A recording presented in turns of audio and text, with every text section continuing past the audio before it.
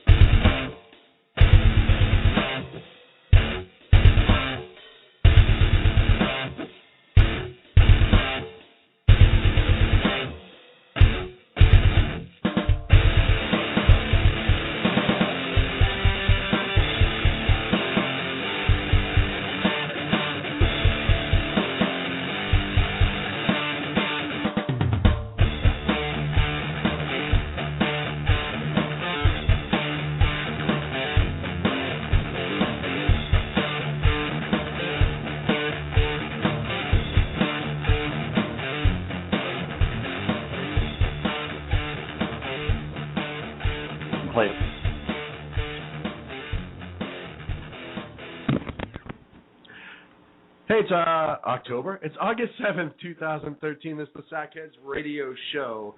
It's 8 o'clock in the Pacific. I can't talk tonight. What is wrong with you tonight? You realize we have a radio show, right? No. You have to be able to talk. If you can't talk, Sacco is going to have to fill in, and that would be a disaster. I'm fine now. Actually, I'm working really good. I'm good. You good? I'm good. See, the power of fear. Putin has it right, folks. Welcome to the Sackheads Radio Show. My name is Sean, sitting across from me. I am Sackhead Clint. And sitting to my right, your left, is Sackhead Sacco. That's a mouthful. That is Sackhead Sacco? Sackhead Sacco. Sackhead Sacco. You should have to answer your phone that way no matter who calls. How was your week? Doing well, actually. Had a really good week. And me personally, sucks for the country, but for me personally, doing great. Now, are you going to say that like 52 times, like for the entire year, and then again next year, and then again, until there's an election or Obama's out of office? Yeah. Okay. That's pretty much something. So basically, I shouldn't ask you how your week was anymore. No, you should ask me how my week was. Okay, because it's polite. I personally might have a bad week. Right. And if that were to happen, then you would need to know I would say I had cared. a rough week, as did the country. I see. You asked me specifically. I just happened to throw on the blanket of the country because, as a citizen, I feel that I have the right to do that. Interesting. How was yours? I'm having it. It was okay. How do you like my Spam flip-flops? As much as I like Spam, and I do like Spam. Are those awesome or what? Those are absolutely awesome. So I'm wearing flip-flops because it's Casual Wednesday. It's always Casual Wednesday in the Sackhead studio. Because we're not on TV. We don't even have pants on. Right. Well, you don't have pants on. I thought we agreed on it before we went on the air. I'm sorry. So I got these super comfortable flip-flops on, and they have Spam cans like all over them. I get so many compliments from these, which are awesome. The people in Hawaii really appreciate it. Have you thought about? I think it's like the number one import into Hawaii is Spam. They love Spam in Hawaii. What can you say? Spam and eggs and Spam and rice. Eggs. I like Spam and eggs, so I can't really judge them for that at all. So what you're saying is you're honorary local boy. No. Okay. I am way too pale for that. What I'm saying is I appreciate their. You can appreciate fine cuisine, is what you're saying. Next week we're going to have a guest on the show. Greg Phillips from Jump Vote is on Twitter. And he's going to talk about winning our future pack and a couple other things that he is behind. If you don't have a chance, or if you don't know who he is, check out Greg Phillips. He will join us next week on the show. Looking forward to it. Hey, so have you heard about HUD's, the Department of Housing and Urban Development, their new rule? No, I haven't heard about it yet. Okay. Which is weird because I've been tweeting about it, but I haven't heard about it yet. Go on. Wait, how do you know I didn't tweet about it? Oh, because it's Twitter. Because you don't tweet. Don't know how to do that stuff. So the policy is called Affirmatively Furthering Fair Housing. That sounds nice. Wow. I'll tell you, the path to hell is not necessarily paved with good intentions. This sounds like a wonderful idea. It does. Please, tell me more. HUD Secretary Sean Donovan. No relation. Was that, right, because Sean. of the name Sean. Right. Was at the NAACP convention in July and unveiled the new rule. And basically, what it's going to do is they're going to collect data from this discrimination database and use it with like their financing policy and infrastructure planning, zoning laws, and so forth, in order to stop alleged segregation or discrimination in communities. So I actually pulled up on the Federal Register. You can check out the new rule at the Office of the Federal Register. Register. Sorry, I can't talk on that either. Say that a couple times, would you? So there's a proposed rule, and right now it's in the 60-day comment period. And boy, do we have some comments. What? So basically what it talks about is if an area has too much of a particular race in there because the community is segregated, then they need to zone communities differently and No, I want to stop right there. Well, hang on. I have a quote here before you go sideways on that.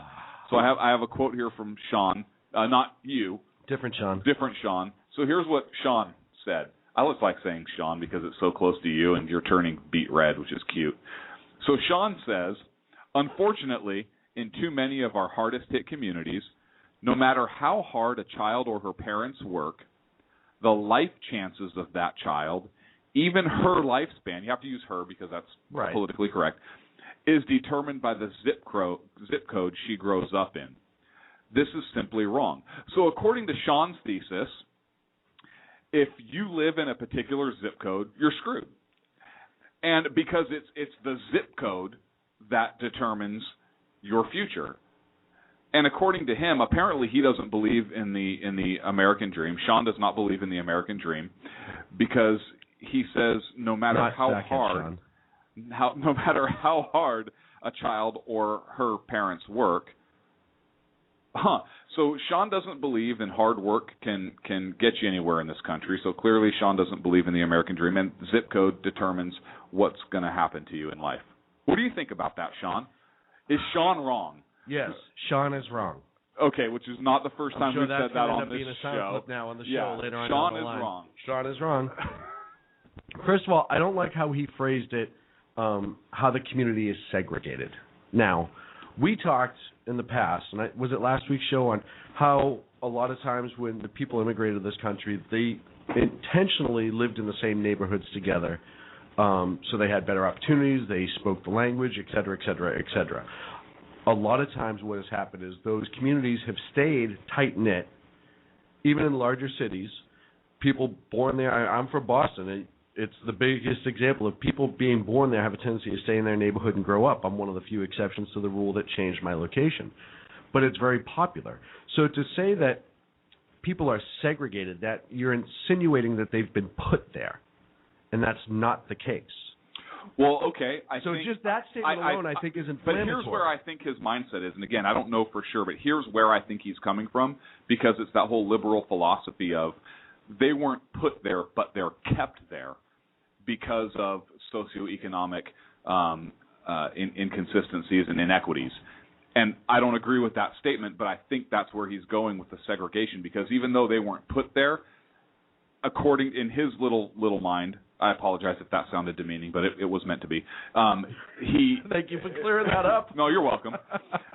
In his little perfect world where fairies fly and women don't fart ever, he thinks that it's our policies or our laws that keep people down.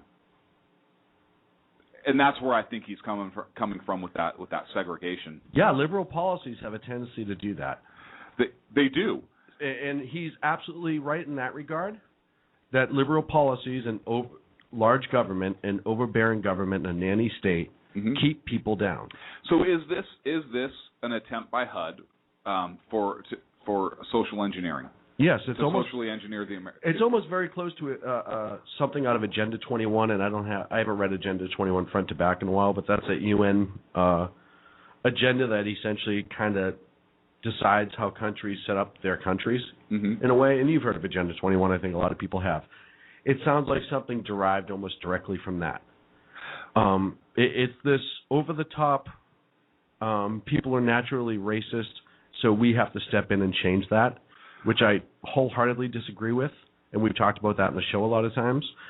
I don't have any problem with people who choose to stay in their neighborhood either by default, like, hey, I'm here, I like it, I'm going to stay, and I'm not, or out of necessity, i.e., I took underwater basket weaving in college. For some reason, I can't find a job, so I'm going to live at home, or laziness. I just don't want to move out. Well, and here's I have a couple issues. I have several issues with this, but I think this is just yet another prime example. Reach of government? Yes, and it's another sidestep of the proper way of passing laws in this country. It's almost like they do. Well, thanks for showbizzing my soundbite. So next story. Did I just overjump what you were going to say? Yeah, totally. So hang on. First of all, you interrupted me. Yeah. And then you completely jumped what I was going to say. I apologize. Which is awesome. But you're absolutely right, and that's where I was going to go with it. It is this is more ruling by administrative state as opposed to ruling by our elected representatives. And this another prime example of we've gotten away from our traditional foundings and from our traditional way of legislating and making laws and conducting our business here in this country to where we have a large administrative apparatus that runs everything and really has almost made the legislative process moot. Yeah, it's a liberal socialist dream. It's an administrative state, which Woodrow Wilson loved, FDR loved.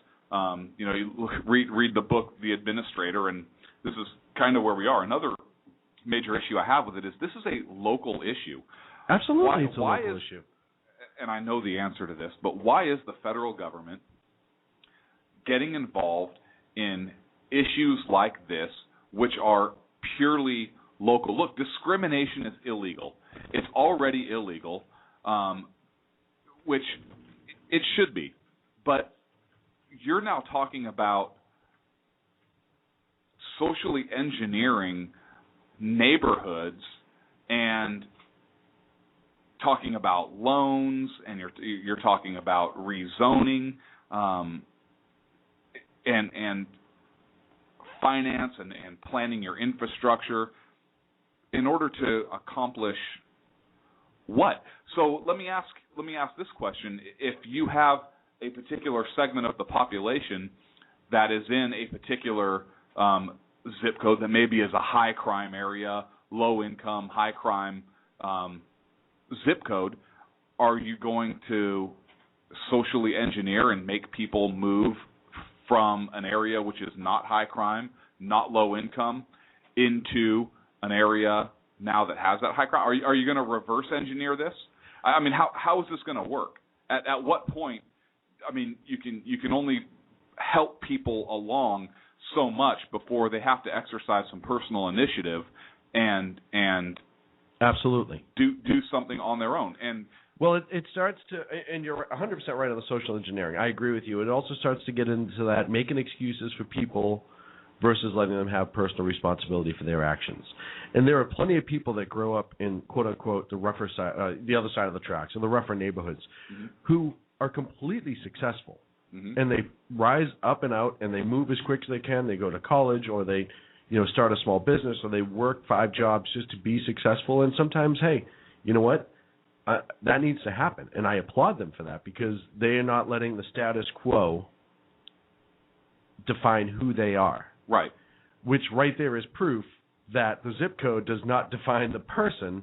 The people define the people. And we kind of talked about it a little bit last week also, or the other week. Remember when we had O'Reilly's soundbite on there about that is a huge part of the problem in some of these neighborhoods. And O'Reilly, when he talked about single parents and not getting off the dole and all these other things, that all goes into it. It has nothing to do with pure zip code. No. I mean, it's just such a huge issue that, again, you're trying to engineer it. And you mentioned, going to college. The smartest people I know have never seen a day of it, or have seen some of it or whatnot, because they're self-educated.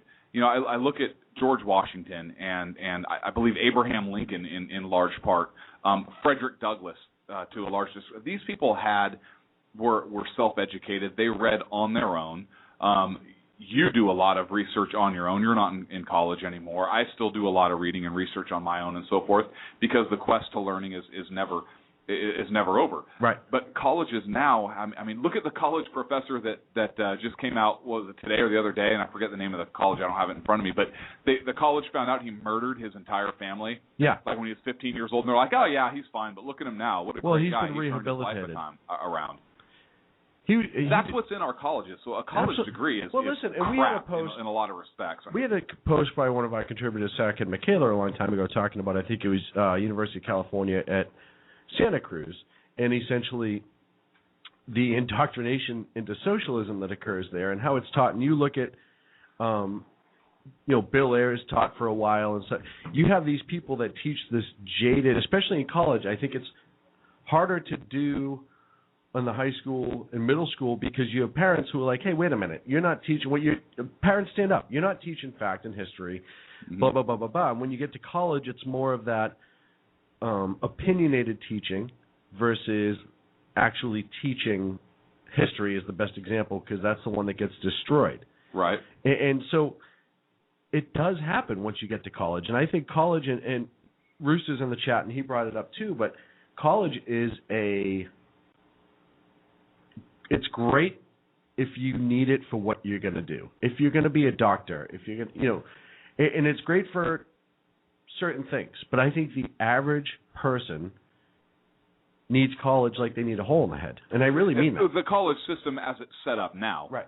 If the college system were actually a place for ideas, right, and not simply a paper mill or a mill for a specific idea, I would agree that college is important, but that's not the case, unfortunately. And to get back to this HUD thing, did we not try this whole equality thing in the 90s when housing finance was being messed with by HUD, and the whole no down payment thing? And what happened with that? The housing market collapsed. We saw, and then everybody blamed the banks. Nobody forced anybody to sign on the dotted line for a loan, and if people couldn't afford houses and they had no down payment and they couldn't afford the payments, yet they're giving loans anyways out of fairness and to expand the American dream, however else they market it back then. It caused a huge collapse. These things don't work out. What was it in the 60s? There was that urban renewal push. Oh yeah. That public. And how'd that work out? Yeah, it failed horribly. So, and here we're trying. So what's it about? Every 25 years, it seems like they come out and try to push this idea again. Yeah, 25, 30 years, something like that. But I mean, like cicadas.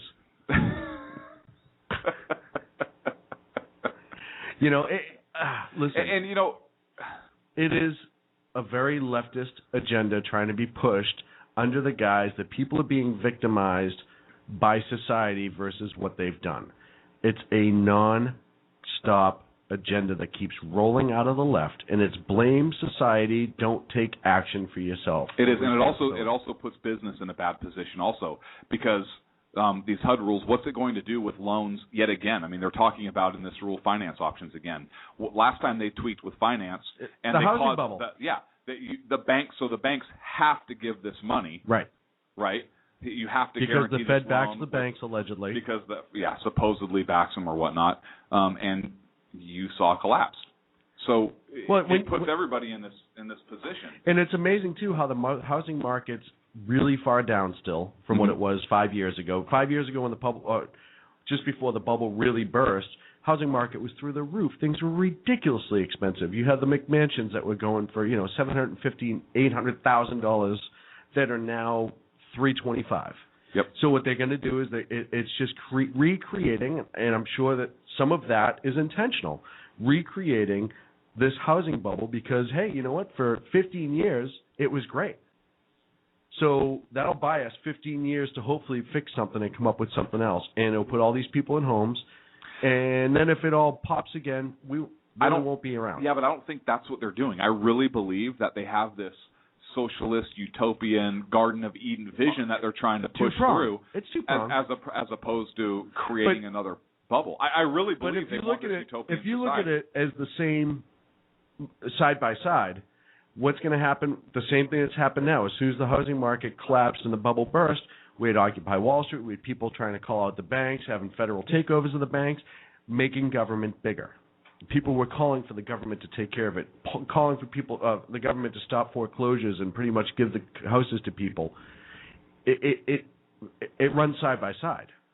What they're calling for is this big socialist utopia. Hey, you know what? It's society's fault, and we're going to make sure that you don't have to live in that crappy neighborhood. And we're going to move you to this awesome neighborhood where hopefully you'll act differently because. And then we'll blame the banks again.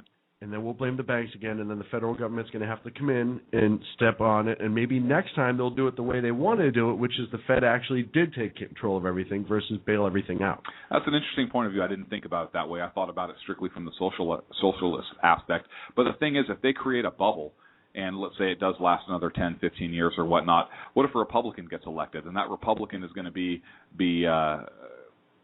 basically said, hey, yeah, look at under me, we had this huge boom. It's all a roll of the dice, though. Yeah, I don't know. If you keep setting up these policies, I don't know that I'm convinced on that aspect of it. If you set up these policies to keep going in that direction, and you make it, as we talked about the nudge last week, you make it to the point that the people refuse to accept anything else because you keep making it easy for people to buy homes who maybe live in public housing now and can't really afford it, but now you're putting them in their homes. So, listen, people who live in public housing, quote-unquote public housing, I know they don't enforce them a lot, but they live by a large contingency of rules. You're not allowed to be out in your front porch after night. There's a lot. Right, because that's always enforced. I'm not saying it's enforced, but there's a lot of rules that people don't care about. People don't care about, but they do. When it's time to get rid of them, they go to housing court, and they get rid of them pretty quick when they choose to. Now what you do is you're saying, hey, instead of living on all these rules and you're paying $200 a month for rent, we're going to put you in this house and your mortgage is only going to be $350, but you make all the rules. You want to change that wallpaper, you want to change that front yard, you do whatever you want, you're out of public housing. Go ahead, park that car in the front lawn. Who cares? Right. So I just think that these continued collapses are a result of liberal policies, and I'm looking to the dollar. I'm just waiting for the dollar to collapse unless something's done about it, because I think that they continue to look. They don't just want a level playing field. They actually want to put a separate group of people above another group of people because they believe there was social injustice and social inequities, and they want to make everything right. It's the same thing they accuse the right of trying to do with rich people. They're trying to do with people they feel are underprivileged. I think that they are so ignorant, and I think that they are so focused on this goal that they neglect to see that, and that they have so much ego that they believe that they can control and prevent another collapse, and basically go against the rules of economics and so forth. I really believe that. I mean, look at everything they've done with things we talked about, the bailouts and everything else, printing the money or digitizing the money. Get it correct for any liberals. Say, we don't print the dollar anymore. I think that they are so egotistical. It's failed everywhere else. But I think that they think, well, we can do it right here because we're America. And while I appreciate the fact of pride in your country, I think it's misplaced in this. Well, it's just being used as a guise, in my opinion, versus what they really believe. There was a conversation I was overlooking on Twitter last week, and there was a guy who was a self-proclaimed socialist, and his big argument is socialism has never worked because true socialism has never been implemented as a form of government. That's not true. Wasn't Germany around like 1936-ish? Wasn't it true socialism? Well, fascist.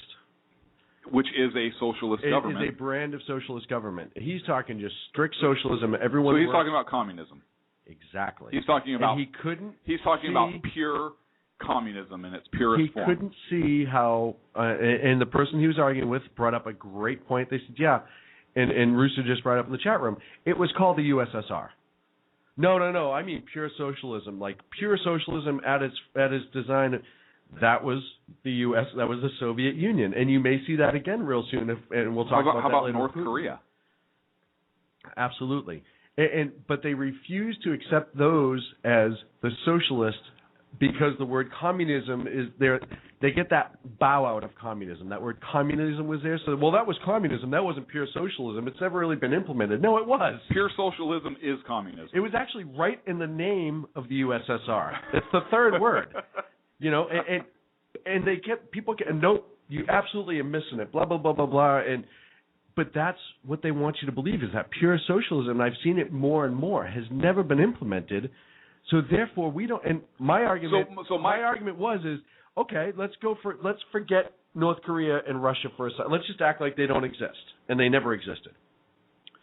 Do you think there's a reason that your brand of socialism has never been implemented? If what you're saying is true, do you think there's a reason?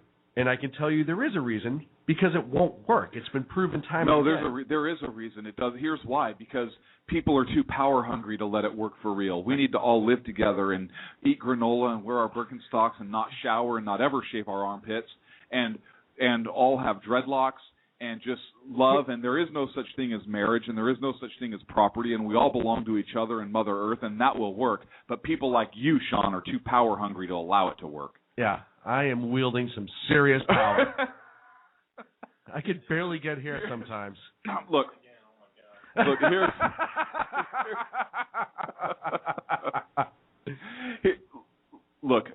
socialism has been tried, and I want to know what somebody's definition of pure socialism is, because fair share, top to bottom. Yeah, let me know how that works out. Yeah. I'm just telling you, that was the basis of the argument. That's pure communism, and I'll tell you what.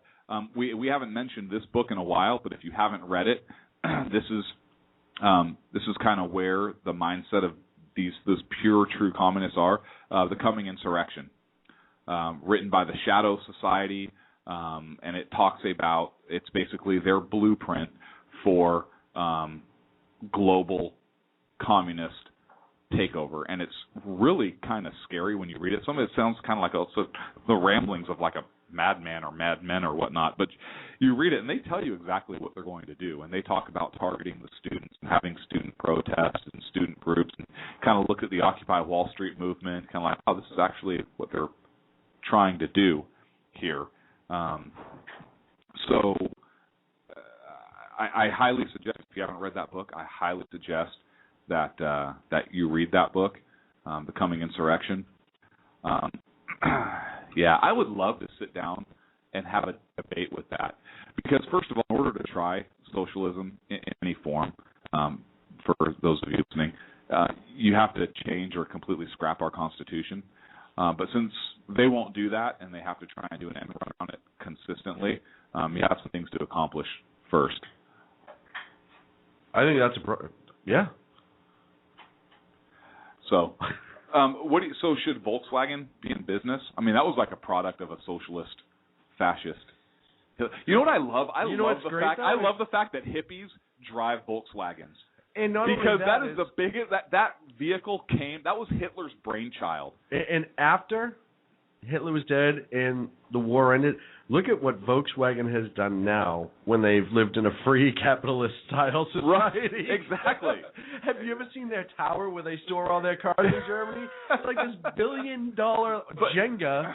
But isn't that funny? Yeah. Seriously, it's like you're a complete liberal driving a Volkswagen Bug. Do you know who created that idea for that company? What about people that I hate Nazi Germany yet they drive Mercedes and have BMWs. Yeah, BMWs. Hey, did you know that Mercedes actually made engines for like the war effort? It's weird. One of those things, right?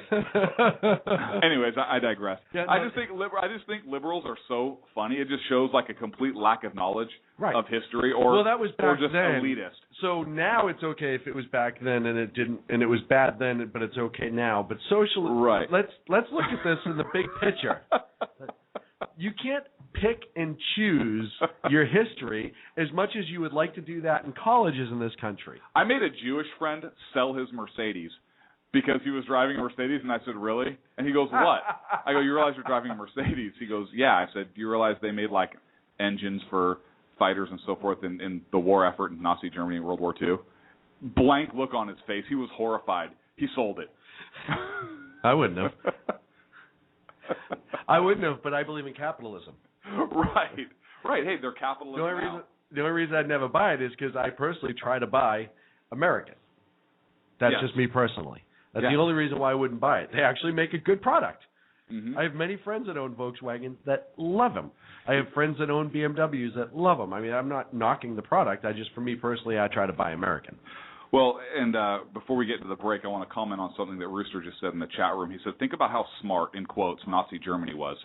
Scary. And you know what? That's absolutely a true statement. And we've kind of brought this up a little bit over the past few weeks, especially when you're talking about the Nudge Squad and these other things, of how Germany actually, Hitler in particular, seized power and really solidified his power base and really became the thought police in a lot of respects, and nudging people away slowly but surely into certain, he changed some of their customs. He changed a lot of who else said we have to change our customs? We have to change our history.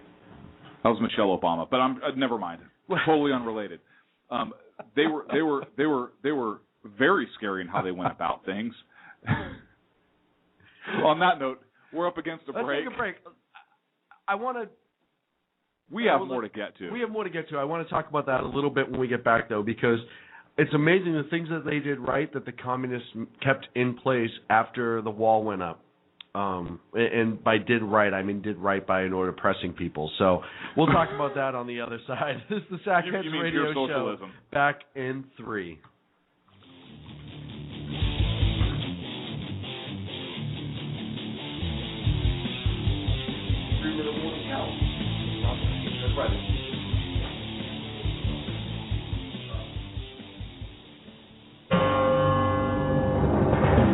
Hello, I'm Lori, a student at Hillsdale College. Here is Hillsdale President Dr. Larry Arnn on how the founders viewed God as the source of our equality and legal rights.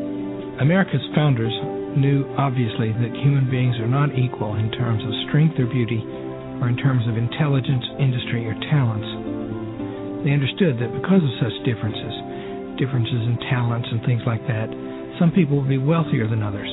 But human beings are equal, the founders believe, in their possession of natural rights, such as the rights to life, liberty, and property. Today, many Americans reject this equality of rights in order to pursue equality of condition through redistribution, or spreading the wealth around, to use a famous formulation. This is destructive of liberty as the founders understood it. This Constitution Minute was brought to you by Hillsdale College. To join the national conversation on the Constitution, go to constitutionminute.org. Hey guys, it's Sean from Sackheads Radio. I know I've said it before. Check out our friends at conservativeoutcry.net, but I really mean it. If you want interesting and exciting political commentary and analysis, that is the place to get it. Different, always spot on, always truthful, never pulling a punch. conservativeoutcry.net. Tell Rooster to get Bulldog back on and that Sackheads Radio sent you. And also, coming soon, the Sackheads Radio Forum on conservativeoutcry.net. How you doing? John Grant here.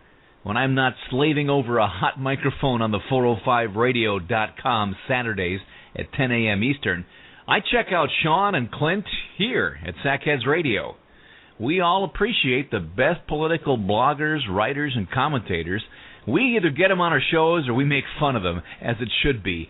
So check us out live Saturdays at 10 a.m. Eastern or forever on the podcasts on the 405radio.com.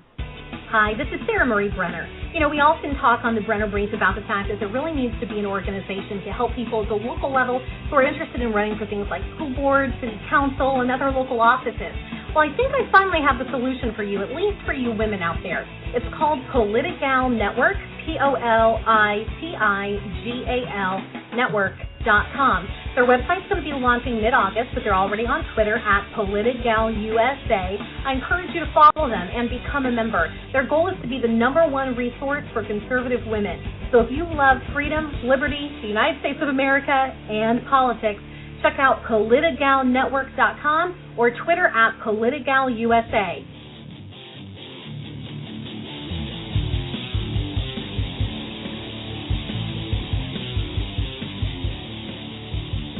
Now back to Clint and Sean on Sackheads Radio, radiating elegancy and quality.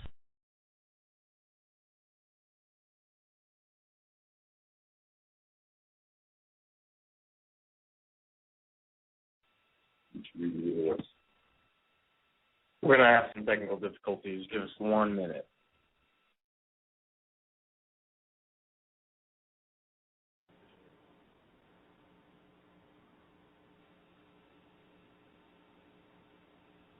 We're back.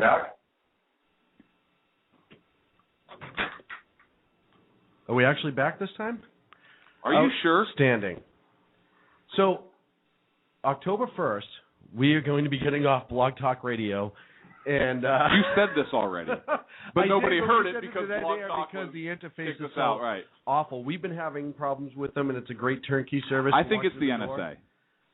But listen, but we've explored our options because we've had these problems. Look, they're not going to do this to Hannity. They're not going to do this they don't to Beck. Do it through Blog Talk. They're not going to do this to David Webb. They're not going to do this to the big names. They're going to do it to us because they think they can step on the little guy. Because we don't have billions of listeners. We have trillions. We're so big they have to go after us first. Right. They are so afraid of our voice. Oh, God, it's so frustrating. I apologize, folks, for those who are listening and stayed through that with us. Those of you that aren't listening, you're not going to get it on the replay. Right. So this is going to make no sense whatsoever. whatsoever. But it's a problem on the Blog Talk side. This is one of the reasons that we actually, the pre-production meeting tonight, October 1st, we're going to be getting off Blog Talk. We'll let you know exactly where we're going to produce our show from, but it's not going to be from Blog Talk anymore. So, now that we're through that, Governor Chris Christie. Hang on a second. Yes. Are you elegancy or quality? I'm quality. No. I can't be elegancy. Why? You're so... Because I'm wearing Spam flip-flops. I talked about this with you already. You're wearing Crocs? So you're the and. Hey, don't go to Russia. They don't like your kind. What? You'll end up in jail. What? No, they don't like Crocs in Russia. They don't like Crocs in Russia. I don't know what it is. So Governor Chris Christie, we talked about him last week. Why did we do that? Yeah, I know. Didn't you want to say something on the whole Russia-Hitler housing thing? You said before the break you wanted to go. Right. You got so blown out by... Well, because we're trying to fix this ridiculous issue that when I'm trying to run a show and we go into a... Why are you yelling at me right now? I did not kick the plug this time. Blog Talk Radio is driving me insane. We do all this work to get it ready. We pay good money for it to work, and then we sit here. I mean, you wouldn't believe the amount of production. I cook, I clean, I'm at home all day with... Oh, sorry, you just sounded... like somebody else. It's frustrating. It is absolutely frustrating, and I apologize. It is frustrating. But you look at some of the things that going back into Nazi Germany, and a lot of things that the secret police, stuff like that, that's things that the Russians improved on that were already kind of in place and used throughout all of the Eastern Bloc after the fact, and how they oppressed people in some ways were very... They already had a good idea of how to oppress people, the communists did, but they also adapted some of the Nazis' approach to that. So, just say America's approach, because a lot of those policies, a lot of those ideas, especially we talked about. I refuse to stamp America with that. Woodrow Wilson, especially when it came from propaganda and so forth. That's directly out of Woodrow Wilson. He was a president of the United States, though, just like Obama is, and we may disagree vehemently with him, but that's not the face of the nation, because it was the power of that office is derived from the citizens. Exactly, which means it was the face of the nation. Thank you for proving my own point. So you brought up Chris Christie before you went off on that tangent. I didn't prove your point. You did. You just said he represents the people as a whole, which would be the face of the nation. Prime example. You run in on these. You run for office under one thing. What do you mean these people? These progressives. Okay, that's what I thought. Then you get into office and you go and use the guise of what you ran off of to push a different agenda. Chris Christie is a prime example. He ran as a conservative Republican, got into office, and now he is. I don't even like calling him a rhino anymore. He's done some things to piss off the liberals, too.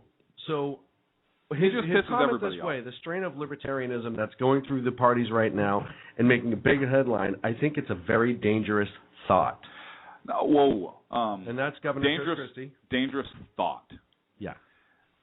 Now, I haven't issue with anybody calling a thought dangerous, because I welcome all ideas. I may disagree with all ideas, or I may disagree with ideas, but I don't believe that ideas in and of themselves are dangerous when you're talking about political. I mean, if you're talking about ideas like, I had an idea to go do violence at whatever, dangerous thought. I had an idea to jump off a building without a parachute, just see what happened. Right, dangerous thought. But if you're talking about ideas, and he was talking about specifically... Which is almost what socialism is, by the way. The strain of libertarianism, I believe, is the quote you used, right? Strain. So he's talking about libertarianism. So he's talking about a political viewpoint as being a dangerous thought. Look, I would call communism a thought. I would call it wrong-headed. I would call it evil. I would call it a lot of different things. But I wouldn't call it a dangerous thought, because you have to have opposing viewpoints, I think.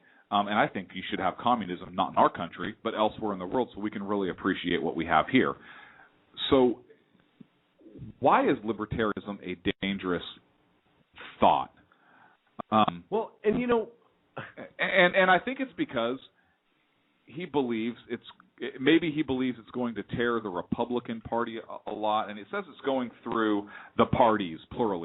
There's some Democratic libertarians also, and I believe there are. Libertarianism is a huge spread. Right. I think most of the country falls into a libertarian. But what if because of people like Christie that call this a dangerous thought, what if libertarians actually, instead of there is a libertarian party now, but what if people left the Democratic and Republican Party in droves and actually just formed their own, a true libertarian party? That's actually a powerhouse party. I think that's exactly, though, what Christie is afraid of. So by calling him strain, and he wants the Republicans to start bashing libertarianism, so they're forced to be independents or leftists. He wants to remove as many of the libertarians who may have interest or constitutional or further, if you will, to be away from that. And that way he can gauge whether or not he's going to run by the amount of true Republicans on the left. He wants to down the libertarian movement, the party movement, anything that may divide the party up, and either get rid of them or reunify them under that giant R. That way listen, the Republicans, they don't have the voter numbers in order to beat the Democrats. So they need as many people registered as an R and that will vote. And if he starts calling people out, he knows people that want to be part of, quote-unquote, the winning team and vote just as they voted for the winner. And I think by separating the when he's not going to go one side or the other, you're either left or right.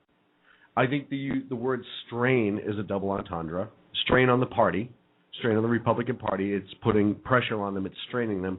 I also think, though, there's a little bit of an inclination that it's a virus. A little bit, and I think, which is why he calls it dangerous. And it was definitely a slap at libertarianism, but I think also kind of a slap at the Tea Party movement. Absolutely. Because you have different, look, libertarianism, as we already discussed, runs the gauntlet. I'm a conservative libertarian. You are more of a conservative libertarian. But there are more liberal libertarians out there. Absolutely. As well. And I think that Christie is afraid of the conservative libertarian, because that's really the Tea Party movement. It really is. Yeah. I mean, you have some very conservative Republicans as part of that movement also, but I think a large part of that movement is the conservative libertarian. And I think the Tea Party movement scares them, and it shouldn't, because how many Tea Party candidates are challenging in the primaries right now? I mean, we've got Lindsey Graham, which we'll talk about in a little bit, Mitch McConnell, which the Huffington Post had actually a pretty decent article on Mitch McConnell and what he's going to need to win his primary. But those seats are going to be picked up in Congress, potentially. And the Tea Party picked up how many seats? Tea Party conservatives picked up how many seats in 2010? So if they continue to pick up more seats, they are going to be a force within the party or their own party. Or their own party. As we've discussed in the past. Right. and we said it last week, it may not be this election, may not be the next election. People stick to their guns, especially literally and figuratively. Then down the line, we may actually break away from this two-party system that plagues us so much. It really does. And along that note, there's a push for the Republican Party. DC wants to put this series out on Hillary Clinton, right?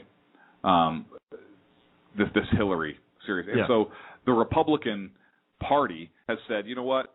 Well, if you go on with this project, not going to participate in any debates during the primary season on your networks. And if a candidate does go on to your network and participate in a debate not sanctioned by the RNC, then we could penalize them. And in an interview on Fox News I watched, the question was, well, how would you penalize them? And one of the responses was, well, there's things that we don't know for sure, but one of the things we may take delegates, and as soon as he said take delegates, I thought for a moment and I said, how dangerous is that? You have a candidate that's trying to get elected by the people who decides to go on a network that the party doesn't want them going on for whatever reason, legitimately or illegitimately. They don't want Republican candidates going on that network. If they decide to, because they're getting elected by the people as a whole, you're going to penalize them by taking delegates that they earned because people voted for them and voted to send those delegates in their place. You're going to take delegates. So basically, you're going to penalize the candidate by taking the people's votes away, delegate that person earned. How does a political party, any political party, have the power to essentially take votes that the people put in place and to basically nullify those votes? How is the party superior to the individual? And that is why our two-party system, that is just yet another example of why our two-party system is dangerous. Absolutely dangerous. It's frightening. The simple fact that those words would be uttered shows you that even for the Republicans, for the mainstream Republicans, if you will, it's about power. And it's about power by the people. Power by the politicians versus the people. We talked about Lindsey Graham briefly and Nancy Mace. Well, we didn't talk about Nancy Mace yet. We haven't yet, but and we will get to that in a minute. But briefly, she's the candidate who's being backed by the Tea Party, I believe, down there, who's running against Graham. Well, and there's other candidates that maybe popping up, which we'll talk about. But what she's finding out now is, hey, you know what? I'm a small business owner, a married mother, blah, blah, blah, blah, blah. I've never run for politics in my life. I'm going to take on Lindsey Graham. And I'm going to be inundated with all these unbelievably crazy allegations, allegedly that she's been visited by, just shows you that, and I haven't confirmed it one-on-one, but what she's saying is that she's receiving all this pressure from other people to drop out all of a sudden and all that. If a real politician who's doing it for the people should welcome other people to run against them. Hey, you know what? If you have better ideas than I do, let's debate it and see who has what. But by saying we're going to remove delegates and stuff like, you're not. Do you have an issue with RNC Chairman Priebus, what he said about we may remove delegates? Do you have an issue with that? Yeah. And if Republicans, I would think, should be outraged. Absolutely outraged at that. I mean, who the hell does he think he is? Yeah, to say that we're going to essentially take our ball and go home and you can't play with us, is complete BS. And I don't know why I don't know why people aren't as furious as they should be. Listen, libertarians are mad, Tea Partiers are mad. Great. Regular Republicans should be out of their mind angry because they push these rhinos up as the face of the GOP. Look at John Boehner and Lindsey Graham. And I keep going, Mitch McConnell, the turtle, like blah, blah, blah, blah, blah. And they're not at all real conservatives.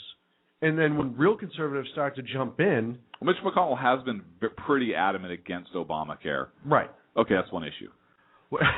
You build one house, don't make you a carpenter, son.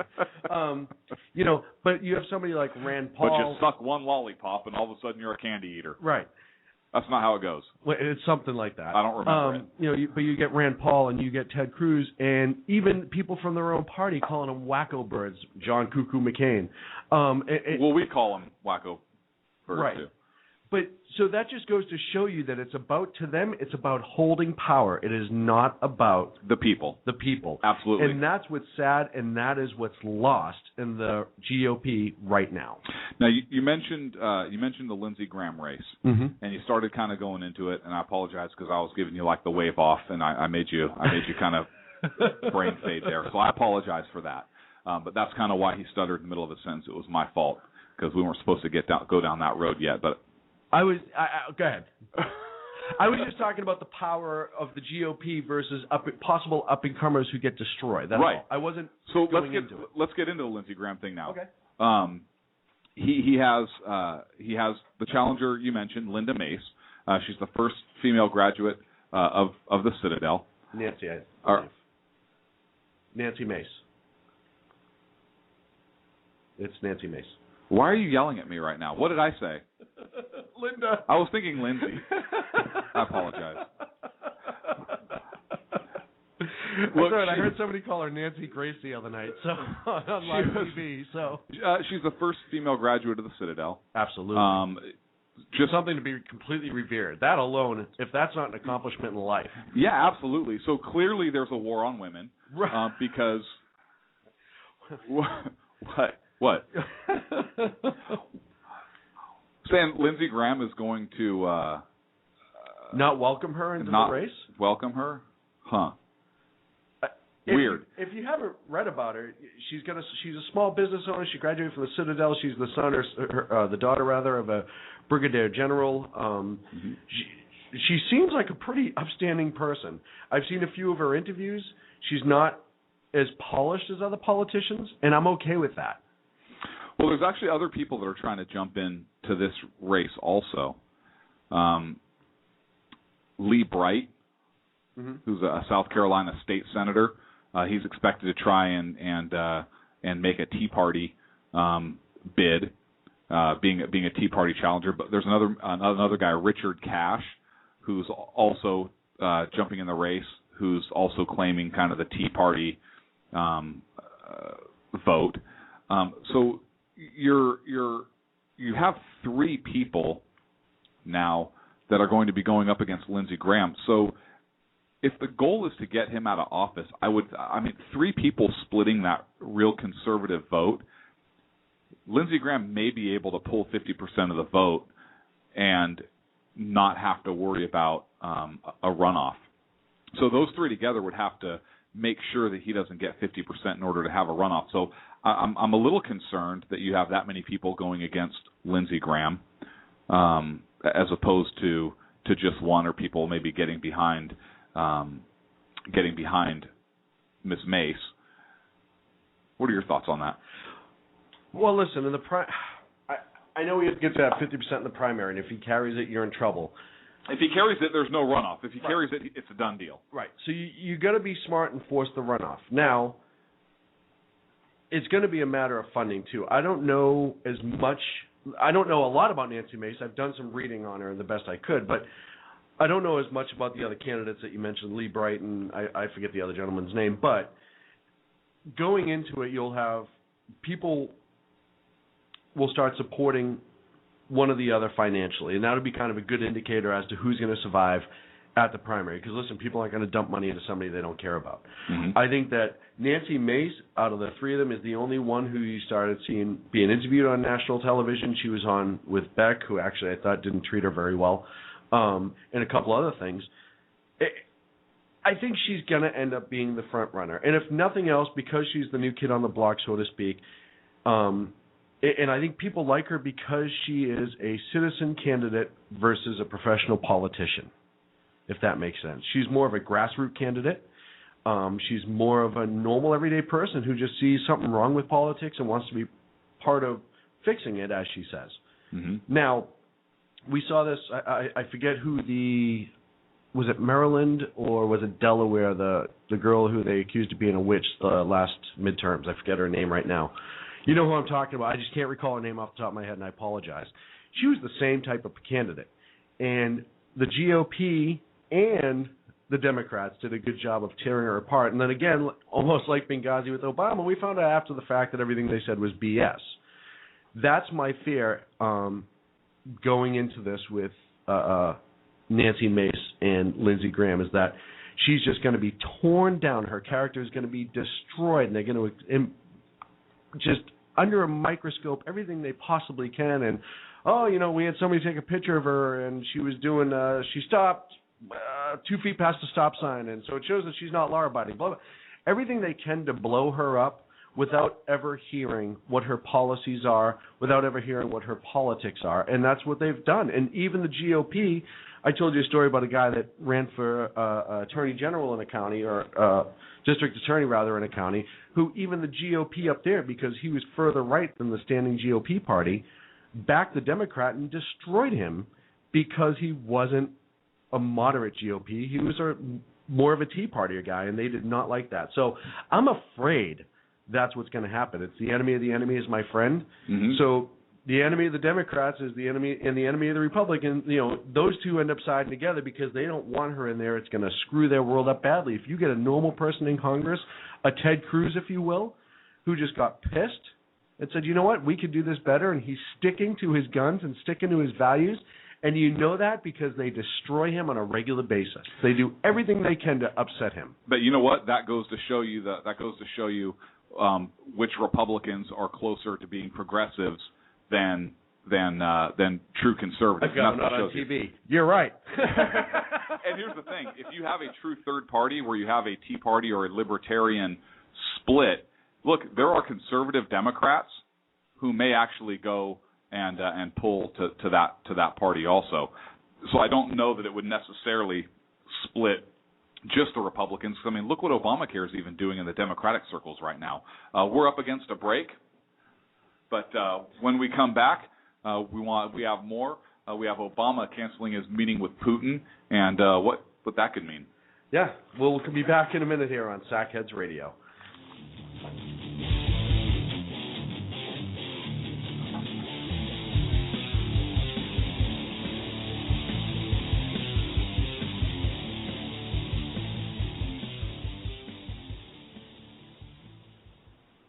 Hey, if you care about what's going on in the world, you cannot afford to miss my show. Hi, this is Andrea Kaye, your host of The Andrea Kaye Show. It's not always about the money. Okay, it is always about the money, but it's also about politics, pop culture, and you. The only thing street about this show is the smarts. There's a reason they call me Dynamite in a Dress, and you'll find out why when you listen Tuesday mornings at 10 on Financial News and Talk. Hello, I'm Paul, a student at Hillsdale College. Here is my professor, Dr. Larry Arnn, on the separation of church and state. America's founders believed in the separation of church and state, in that the country was not to have an official religion or an official sect. But that did not mean that government was to be hostile to religion, or even indifferent to religion, as many today argue. In fact, America's founding document, the Declaration of Independence, includes both a reference to God as the author of the laws of nature and a confident assertion that human beings are endowed by their Creator with certain inalienable rights. Far from being hostile or indifferent to religion, America's founders understood the theology of the Declaration to be an essential part of the education of citizens. This Constitution Minute was brought to you by Hillsdale College. To join the national conversation on the Constitution, go to constitutionminute.org. How you doing? John Grant here.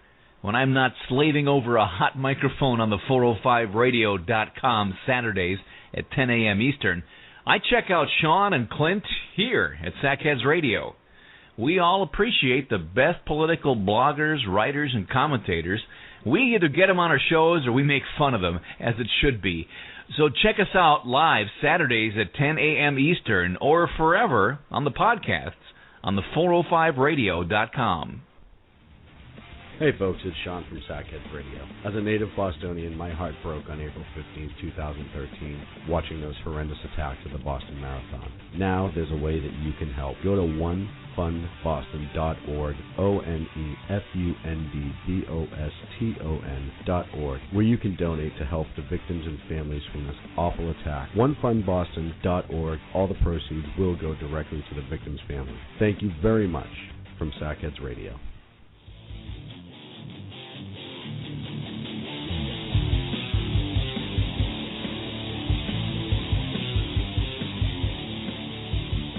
Now back to Clint and Sean on Sackheads Radio, radiating elegancy and quality. Are we really back? I think we're back, and we flipped. So you are now quality. I don't have... And I am now elegancy. I can't handle this pressure. So... Obama canceled his meeting with Putin. Yes. Over the whole Snowden thing, which at first I thought was weird because he agreed to meet with certain world leaders with no preconditions. Right. As candidate and so forth, and sit down with everybody and love everybody. But now he's canceling a meeting with Putin. I don't like him. And he won't give me my Snowden back. I'm canceling the sleepover. I'm telling Mom. Did you say snow globe? Mom! Did you say snow globe? Vlad the Enrager won't give me our Snowden back. Is he? What if he called him Vlad? Dude, that'd be awesome. Right? Vlad. Yeah, if he just nutted up and he was like, hey, Vlad, you know what? Give him back or we're coming to get him. Do you think Vlad is the only president who would actually assassinate other people rather than be assassinated himself? Yeah. Because Absolutely. He's just that badass? You look at this last election.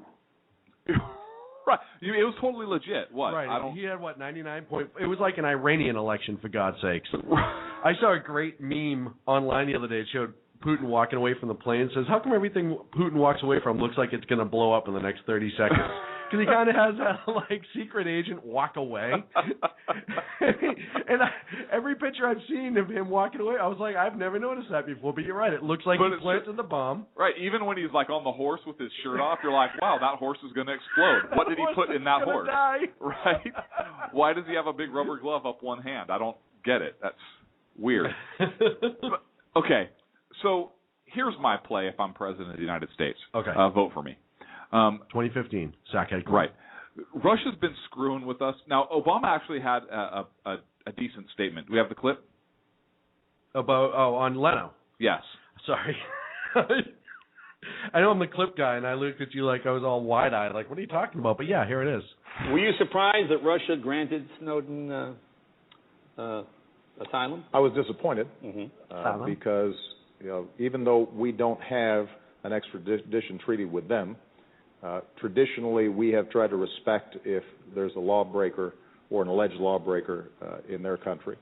We evaluate it and we try to work with them.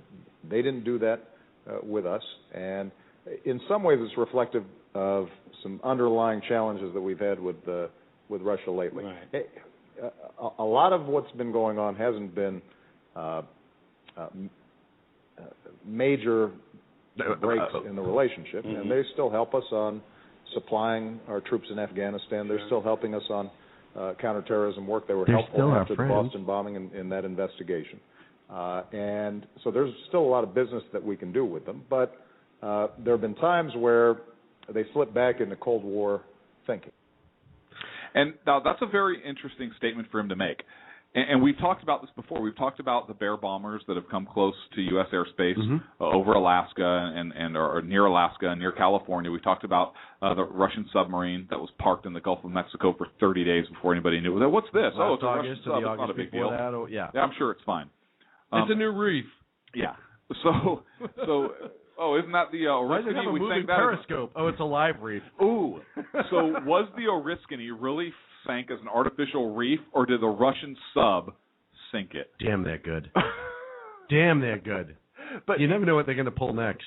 So here's we've kind of talked about this before about Putin, playing these games, really disrespecting the United States, almost going to a Cold War mentality. So I'm actually glad the president for once listened to said us. That.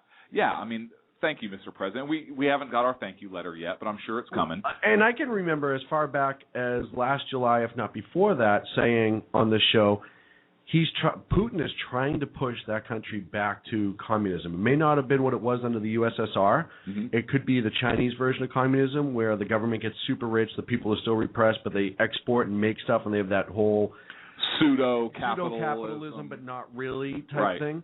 And I am a firm believer that that's Putin's end game. Well, look, I agree with you. Here's my play with Russia at this point. The first thing I would do is I would go to the meeting. Absolutely. Why are you going to show you're afraid of this guy? Who is he? Big deal. He's an assassin and a secret agent. And anyways, I'd go to the meeting with him. And if he paraded Snowden out in front of me or whatever, then fine, I'd wave and say, okay, hey, you've been granted asylum. You can keep him, so congratulations. You got yourself a former U.S. citizen, and we'll go ahead and revoke his citizenship, and you can just have him. And if you try and fly him back to us, we won't accept him. So good job. Fly him back to us in a bear bomber. Right. Enter the airspace. Get him. Then what I would do is I would go to Poland and Czechoslovakia, and Obama's good at apologizing anyways. Absolutely. So I would go to Poland and Czechoslovakia if I were Obama, and I would apologize for pulling out of the Missile Defense Shield Treaty. Hey, you know what? Maybe this wasn't a good idea. Poland and Czechoslovakia, they're kind of out there, and Russia's right there. And look, they're afraid of Russia. Russia has a lot of influence in that region. Absolutely. And the U.S. kind of left those two countries high and dry. Well, look at what Russia did to Georgia a couple years ago. Hey, we're coming in. Like here in the U.S., Georgia? No. Like the Peach State? Really? What is Alabama next? What is this? Maybe that's what they're doing off of Did I hear about this? Did I miss something? Did Red Dawn occur here in the U.S. and Georgia? Just before you said Red Dawn, Roosters in chat put out Wolverine's Great chant. minds think alike. So seriously.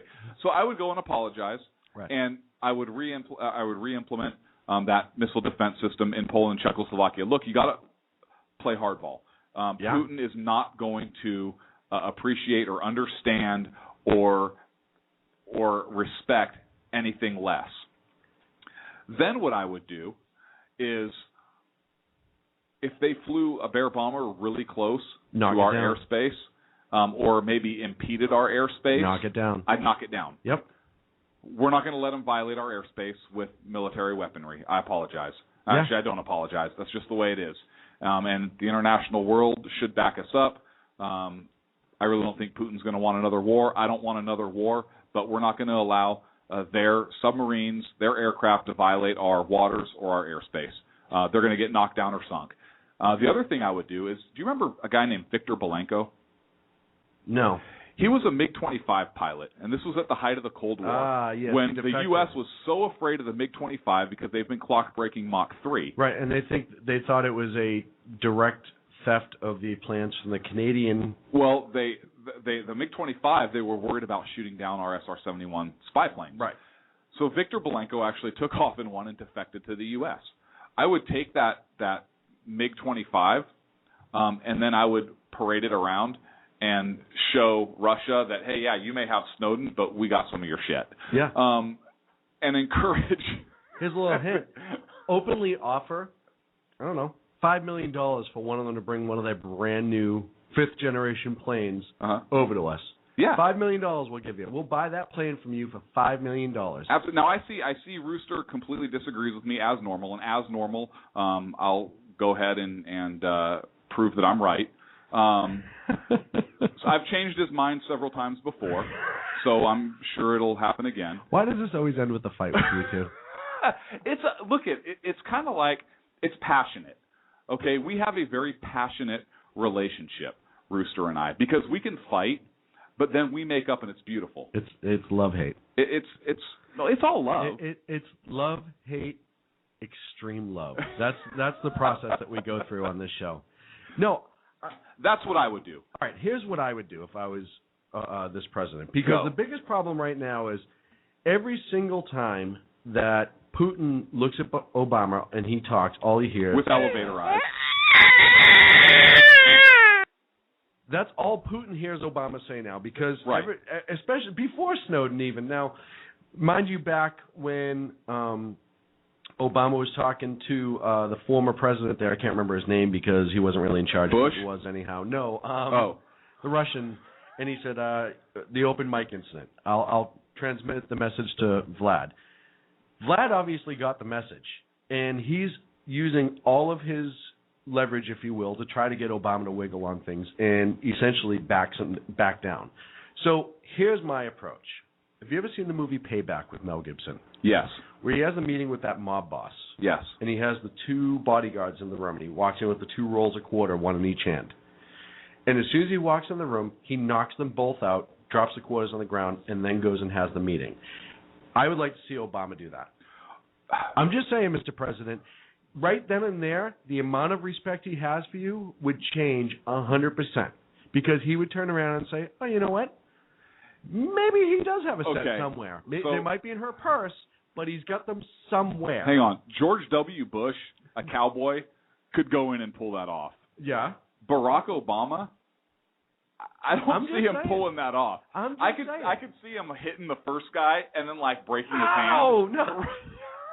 And now he's just embarrassed. But honestly, obviously I'm exaggerating a little bit, but if he went in really strong to this meeting and sat with down, brass knuckles so he doesn't hurt himself, right? But if he went in really strong and said, "Hey, you know what? Here's the deal. You guys are pushing us around. We're supposed to be working together. You're pushing us around on Syria. You keep giving them weapons and all this other stuff. You're supposed to be staying out of it, and you're not. You're pushing us around with Snowden. Knock it off, okay? And you're going to respect us because we've treated you nothing but kindly. We've done our best to be partners with you, and you dump all over us. So here's the deal. You either play ball with us and act like a responsible country, or we're going to start treating you like an irresponsible country. Embargoes, blah, blah. We'll go to town on you. We'll put you back into the Cold War without going to the Cold War financially. We'll take you So would out. you go to Poland and Czechoslovakia Absolutely. also? Okay. Would you knock down their aircraft if they violated our airspace? Absolutely. I absolutely would. But I'd preface it. So in that meeting, people would know that, hey, you know what? The line is set. The line is set. The line is drawn. This is what we're going to do. Well, I'm curious. I'm curious what Rooster would do in this case now after seeing that. So, Rooster, if you're listening, would you mind giving a call in? Because I want to get your take on this. Well, fortunately for you, he is on the line. Perfect. Let's get him in. Red, white, and blue. That's a joke, son. A flag waver. All right, I got a flight to catch, so no, I'm kidding. Hey, Rooster, welcome to the show, my friend. How are you, sir? I'm doing quite well. How are you, my friend? I'm doing very well, thank you. I'm curious. I'd like to get your take on Putin and Obama. Well, actually, you're both kind of right. But what Obama and I hope Obama's listening to me. You know, the he usually does. State of Sackhead's Nation will tell you how to solve the Putin problem. He needs to go back. Now, Obama can't pull off a Reagan, but he needs to be a little Reagan-esque in this. So you know how Obama can turn on the black and turn it off when he wants to? Yeah. He needs to refer to him not as Vlad, but as Holmes. Okay? Now, and in the speech that he gives on television, you don't need to go to Russia. You can just do it right over here. You can just mention that Russia used to import $150 billion worth of goods to the United States. Mm-hmm. Used to. Not more. And then let out the information about the Russian oil fields and how they're really doing. I agree. I think that would be an outstanding idea. You know what? Now, if Ronald Reagan did that, that's all he would have to do. But the problem is we're dealing with Barack. Yeah, and Barack is perceived as weak. So what else would he have to do? Now, my proposition is you go reinstitute that missile defense shield, especially. With he needs to go get his balls back from Vlad is what he needs to do. Because they got them in a jar sitting on his shelf right now. Yeah, they're called. He does. What else do you do? You're president of the United States. You're Barack Obama. What else do you do? You punch him in the balls. Okay, so you do have the meeting with him. Yeah. And you walk in and you just junk punch him right away. But junk punch him? No. You have the meeting with him, and when you're doing the news conference with him, that's when you say what I just said. Junk punch him. And you don't even tell Vlad about it. You say, the two of them sitting there together giving a joint news conference, and say, oh, by the way, you used to import. So that's what I would do. So you figuratively punch him in the junk. Yeah, exactly. You don't literally do it on TV, although that would be awesome. That is kind of doing it on TV. No, but I meant literally. Well, that would be awesome too. Thank you very much. So we are in agreement. What do you think? Somehow, some way, he's got to refer to him as Holmes. Okay. So do you go back to Poland and Czechoslovakia and reinstitute the missile defense shield? I never would have called it off in the first place, but I that's wouldn't have just it. me. Right, but we have to stick with the way it is. At this point, though, would you recommend Obama do that? That and maybe fly a couple of planes over Russia. Okay. Yeah. So we're not that far off base. No, not really. So where did you disagree with me? If I was him, I'd add. But let me add with that real quick. No, I would shop around to a couple other nations that don't have our missile systems that we're friendly with, and say, hey, you know what? You guys, let's face it, he's done some stuff to you way back when. You want some missile defense systems? Only if they come with American troops. I hate the fact that we give our shit away to every country, even if they're so-called allies. We don't. Why give it away? I can tell you right now, the stuff that we give other countries is so watered down that it can and pre-programmed that it can never essentially be used against us. And I have really good inside information on. Why give Egypt an F-16? I realize it's a watered-out F-16, but why are you even giving it to them? All you do is prolong. We're going to talk about that in a minute, because as we've seen with Iran, it could get used against us with the F-14s that they've had, et cetera. But all those missile defense systems, even though the other countries own it, we never lose the opportunity to come in and override it and take control of those. So they can say they have control of it all they want, but in a matter of a few moments... Why are these missiles all pointed at us now? Oh, wait, that's weird. How did they become reversed? Wait, they're upside down. Why is the screen laughing at me? But you've heard of gangster rap, right? Yeah, but we all need... Well, that's what Obama needs to do, is start playing gangster politics instead of pussy politics. So basically, and now would you agree that if a Russian aircraft violates our airspace, we shoot it down, as opposed to just escorting it out? If any aircraft violates our airspace, it should be shot down. Okay. Yeah, and I do agree, as we said earlier, but I think we're all getting to the same point. He needs to get tough. He needs to actually be presidential, which is something that he hasn't done. Listen, he's had nobody That's something he hasn't done since 2008. I just said, that's why I didn't even put a dime frame on it. I said never done. Okay. Pardon. He needs to point, because this is the first time that any world leader really kind of stood up. That's an interesting word coming up on the end of the term. I wonder how many he's going to give out. How many will be needed? We'll find out probably here in the next few months. But hey, you know what? I made that joke without going to college. But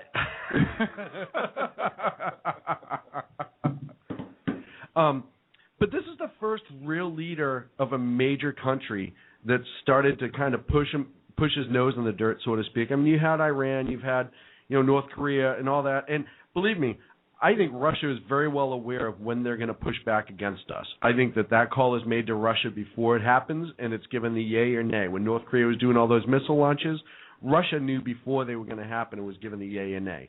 Let's not be fools. Russia pulls the strings in North Korea. They pulled a lot of strings in Iran. They pull a lot of strings in Syria right now, and a couple other nations out there.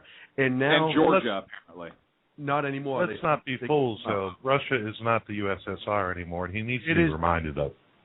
Right, and that's the thing. That's what Sean said. He wants to get back to that. But he's trying to get back to that. And I believe that wholeheartedly. He's got his tentacles, his dirty tentacles in all these other countries for a reason.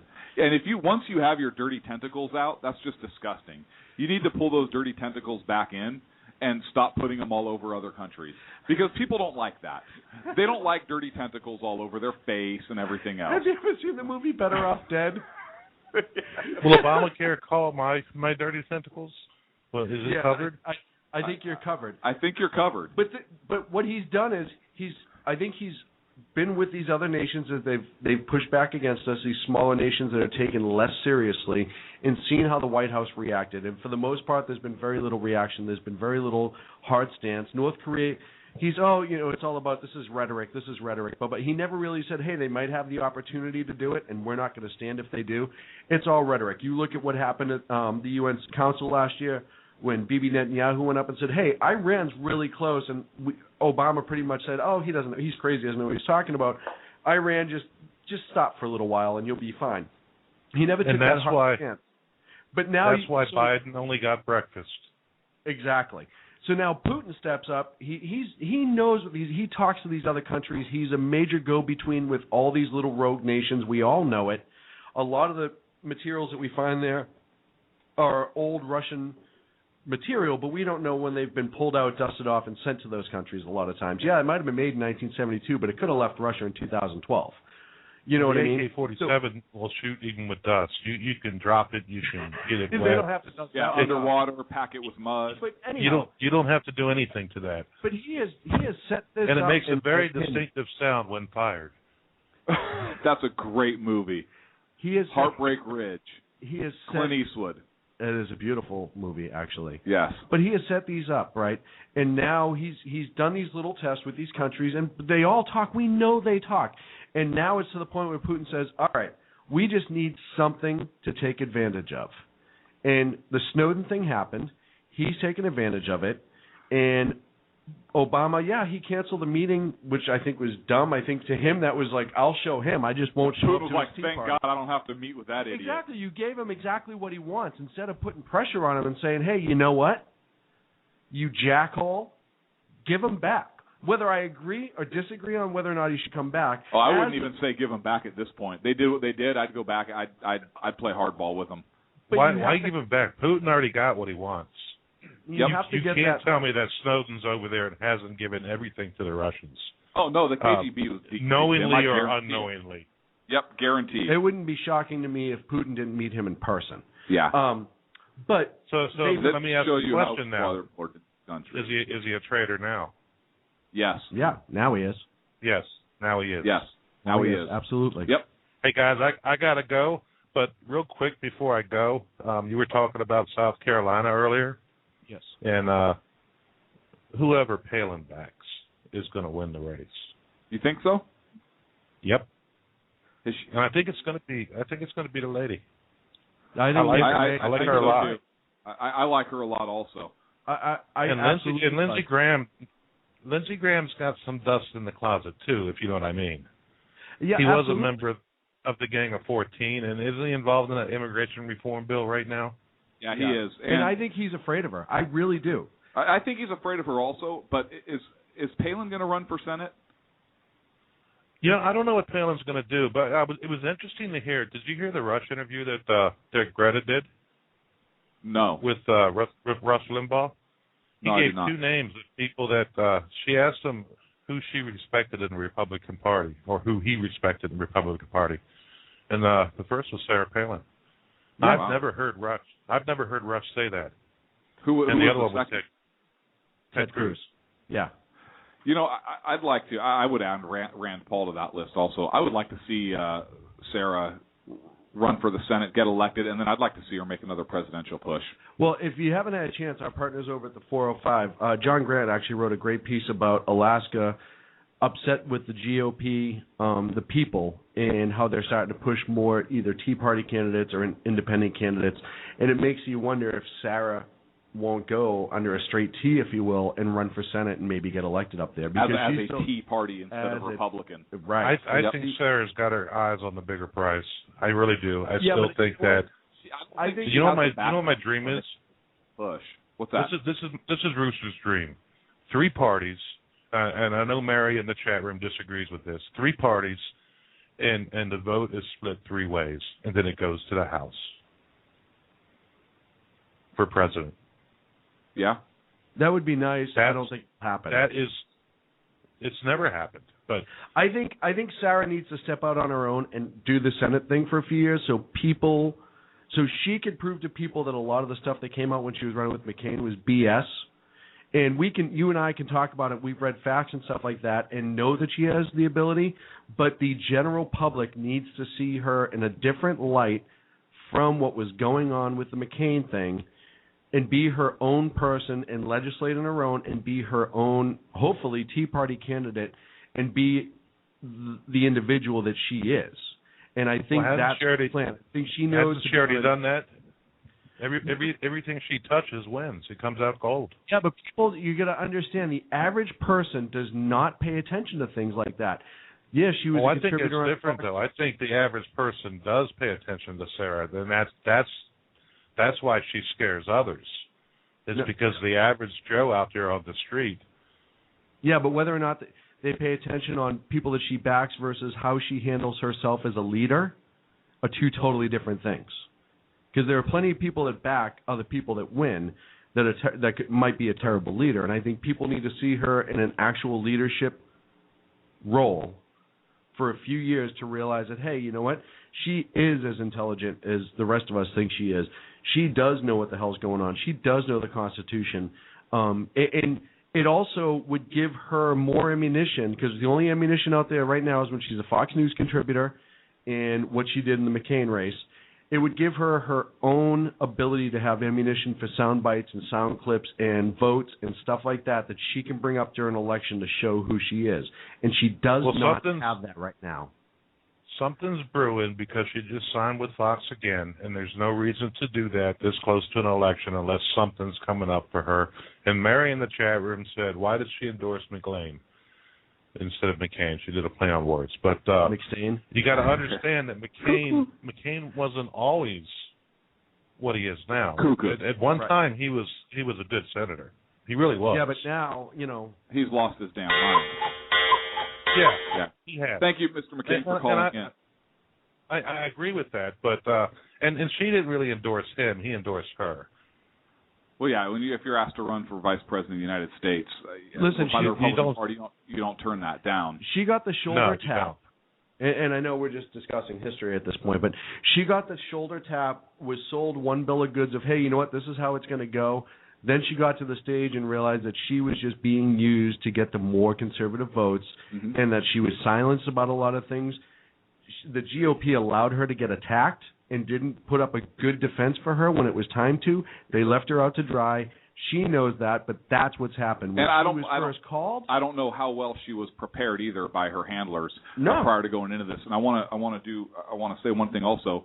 Rooster, you mentioned about the electoral vote going, or the vote going to the House to be broken. That only happened once in American history. That was the election of 1800 when Jefferson ran against Adams, and Aaron Burr was on the ticket also, which caused the whole 12th Amendment. I did not know that. See, I learned something. See that? I want to that see election a Hillary. Was the reason the 12th Amendment was put into place.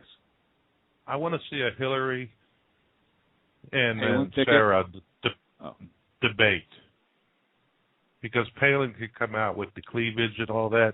That would look good on TV. Well, it didn't work good when McCain came out with his cleavage. I know, but man boobs are not good. But a hot chick who shoots moose, I like it. Rooster, I appreciate you calling in, sir, and thanks for weighing in on that conversation. We're up against a break. We are up against a break. We'll be back in 3 with the Sackheads Radio Show.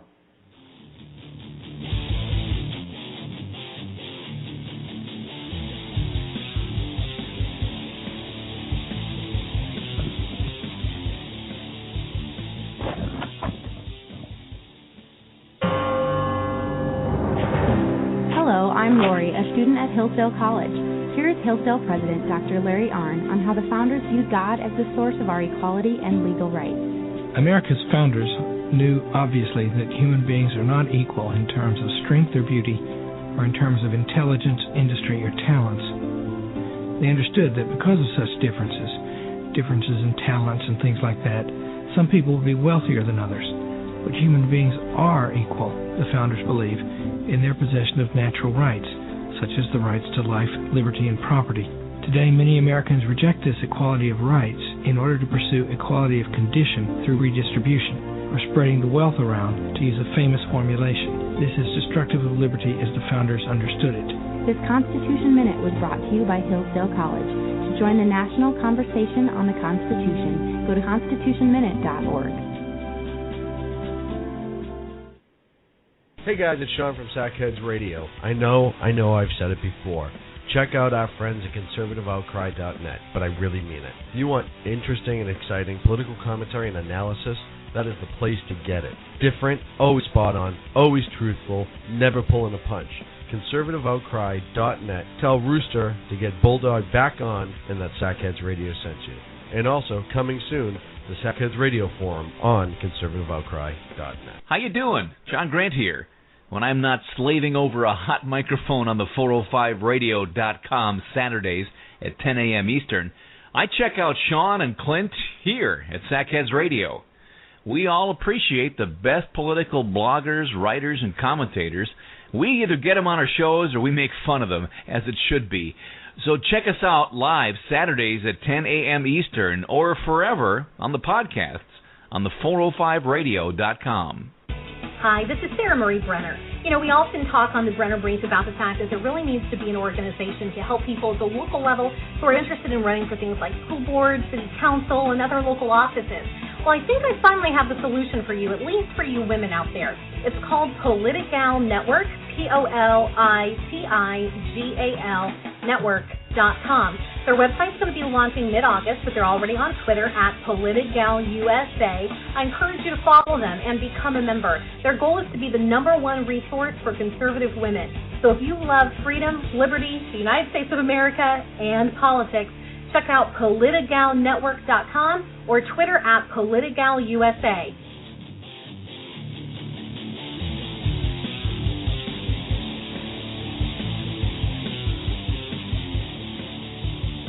Now back to Clint and Sean on Sackheads Radio, radiating elegancy and quality.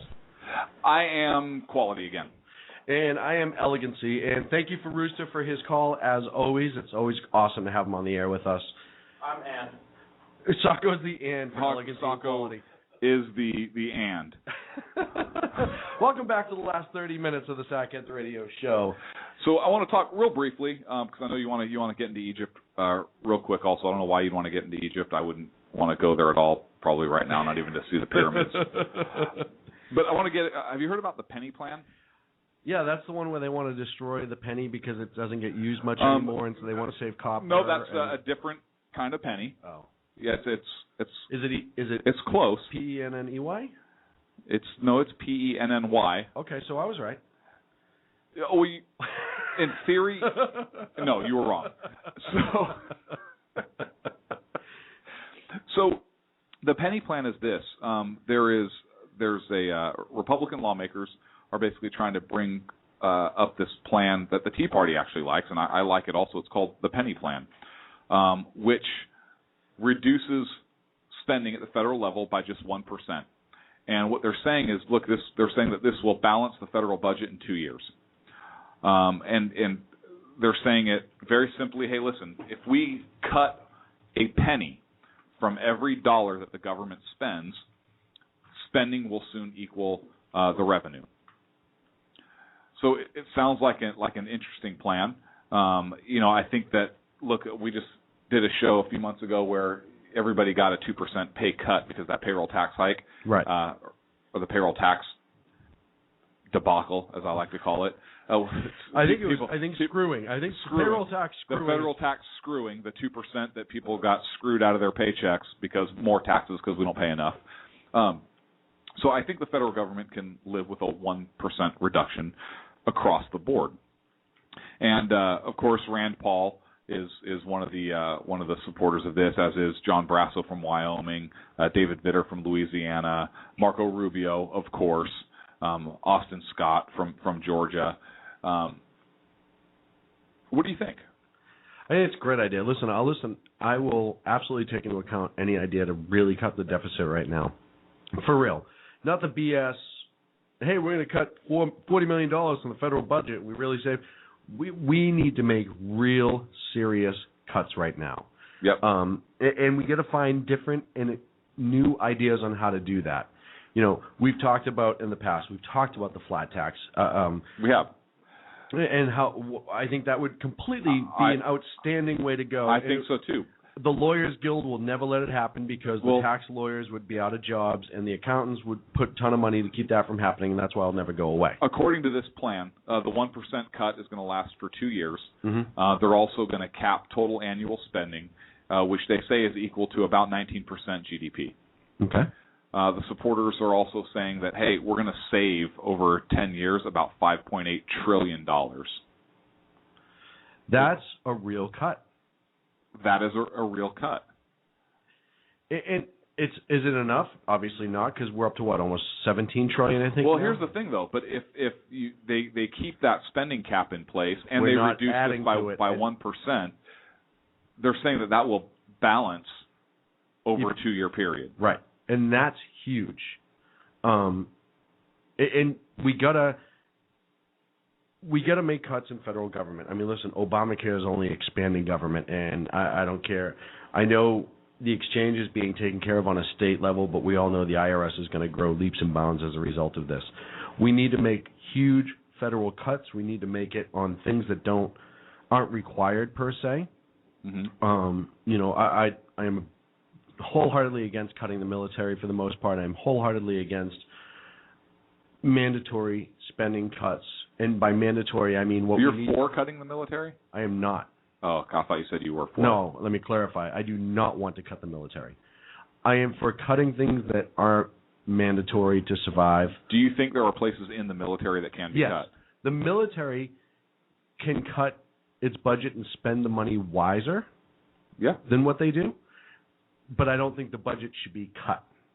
I think they need to better control their budget, and I don't care if they save money for the next year to do plans. Like, we've talked about this before. The big thing in the federal government is you have to spend everything because it gets taken away, which you don't, and your following year's budget is based on what you spend the year before, which is the stupidest idea ever. Oh, you saved us money. We're going to penalize you. Yeah, absolutely. Oh, you did the right thing. You're an a-hole. And I think we talked about that with all the GSA partying that was going on. Yeah. So I think that we need to make cuts, and if an agency that's a mandatory agency saves money, they get to roll that over into the next year, and we adjust their budget percentage-wise. But they need to be smarter about their spending. And if we allow that to happen, they will be smarter about their spending because they're not afraid of losing that money. And I think there's a couple things that can be done also to help out in conjunction with this, because I like this plan. I think we should also, in order to boost our GDP, shale. Mm-hmm. Shale. We have to increase shale production. I know all the green people out there. Oh my God, that's horrible. Talk about the pipeline. Increase our own energy production here. Oil. You know what else we can export? There's a medicine that grows in some parts of the United States that would be a huge cash process. Listen, California already legalized it. There's a big push to legalize it in some other states. We grow some good weed here, supposedly. You export that, and you have another great cash crop. No, we start looking for things, and I think it was Mary's in our chat room. She said, "What domestic product do we have?" That's the other thing is if you downsize the EPA and close some of their ridiculous rulings, we can start having production again in this country. And if we go to a flat tax and unions, how about get rid of the unions? Yeah, I would love to get rid of unions. Sacco, you're next on the Sackheads Radio Show. Do you have a question? All right. Let's say I'm a drug dealer and I deal. That's a stretch. I deal weed and I'm in jail now. Yeah. And we legalize it. No. Do I get out of jail? No, because at the time you did it, it was not legal. All right. Carry on. Thanks. As far as the military is concerned, Mary brought up in the classroom in the chat room that it's the only thing mandated by the Constitution. I would agree with that. However, us maintaining bases all over the world is not. Our military is supposed to be for our defense, and I understand the argument of defense of our national interests also, but a lot of that was open during the time of the Cold War, and we spend a lot of money and we spend a lot of blood and treasure of our American forces and our American earnings fighting police actions, which Agreed. Which I agree. I disagree with. That's my kind of libertarian I agree view. that you're right. But I disagree that we may have to start cutting bases because we don't know what Putin's going to do right now. We may be back into a Cold War soon. We don't right now, but we need to. How much money could we save? Look, pull out of the UN. We'd save money there. Pull out of the UN. We have no peacekeeping troops. Get rid of Homeland Security. That's a different argument. And start pulling out of some of our bases that we maintain that we don't necessarily need, like Germany. You know what? Right, we have like 25 bases in Germany that we could probably close down to one. And I'm not saying we pull out of South Korea. That's kind of a big deal now. But I think that But there are a lot of places in Europe we could pull out of. We prioritize. We're pulling out of embassies. Why can't? Wait, what? What? Yeah, Al Qaeda's on the run, but we're the ones evacuating. Weird. I've never understood that. Now that's a good use of our military. Right. Put them in to defend. And listen, put some Marines in there and kick ass. But we have to. We absolutely. But that's when I'm talking about budget. The budget for the military and prioritizing funding. We don't close them all. You look at the bases that maybe could be put into one, and you close some money and save it there. And I would even submit that for every 2 bases you close overseas, you reopen a base here. Absolutely. And Mary just brought up a point which is going to dovetail into your conversation you wanted to have. She said 4 and 8 is unconstitutional, and I agree with that. But you had something on Egypt. Well, we had a chance this week. It was put in front of the Senate to cut the foreign aid to Egypt. We all know what a disaster Egypt is right now. What are you talking about? That's a great place. There's pyramids there, and there's sand. It's like a beach. I actually feel better now like a big that beach, their but without the military water. is in control than I did when Morsi was in control. But the Republicans, I believe, passed it, and they were pushing in the Senate to get it dumped, to cut the almost $2 billion in aid that we give them each year. Now, they've quote-unquote suspended the military aid, giving them the F-16s right now, because we kind of want to see how this plays out, which, worked great in Iran, as we discussed earlier. But the Senate said no, because we don't want to do that. And I had a direct quote from McCain, and then because it was from McCain, my head snapped. But he essentially said, we don't want to do that to them. That's not a nice thing to do. Well, why? Look at what they've done or not done. Why are we involved in it? And we're willing to give $2 billion to this nation a year that is a complete wreck, and half of them want us dead. Yes. Do you know why? Because we have no problems here at home that we can spend that money on. Absolutely no problems. We have no hunger here. We have... However, our friends in the Philippines, who have been a good ally of ours for years, they helped us a lot in World War II. They let us base there and a couple other things. We just donated them a 40-year-old Coast Guard cutter for their shore defense, or whatever they call it, the Coast Guard, essentially. Did it come with the oars? Did it come with the oars and the flint for the deck gun? Absolute ridiculous money in Egypt and all these other countries. And then a friend of ours, an ally, is like, hey, we need a little bit of help, maybe defending, because if Russia goes crazy, you may want to be able to launch from here and stuff like that. Here's a 40-year-old Coast Guard ship. Oh, and by the way, it's going to cost you about $20 million to get it ready and going again. And the whole thing is one big radar because technology was so old. That is how we treat our allies. Right. Versus those who are not our allies. You hate us and want us to blow up? $2 billion.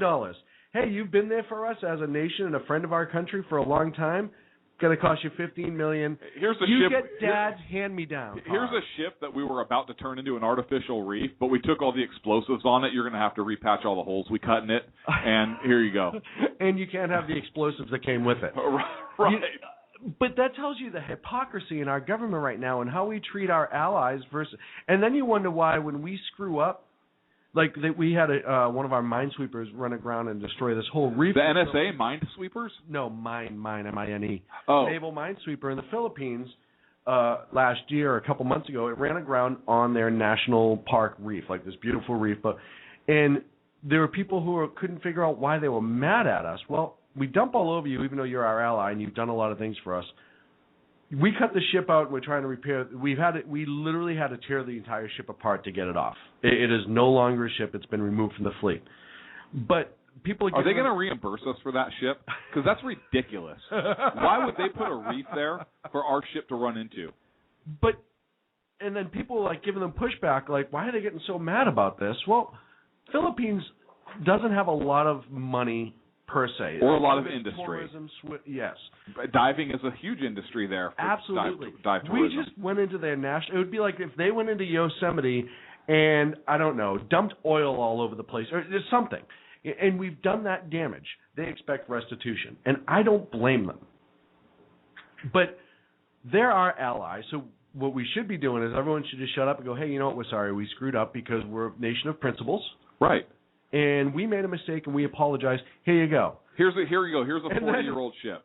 So on top of the fact that we're going to be paying the fine, and it's like a ridiculous fine. It's like $3 million or something like that. It's really not a ton of money. It might be more.